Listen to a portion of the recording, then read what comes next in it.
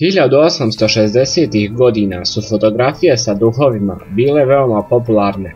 Fotograf William Hope, koji sam tvrdi da među medijima kažu da su ove fotografije dokaz da duhovi zaista postoje, pogledajte i sami prosudite u nastavku.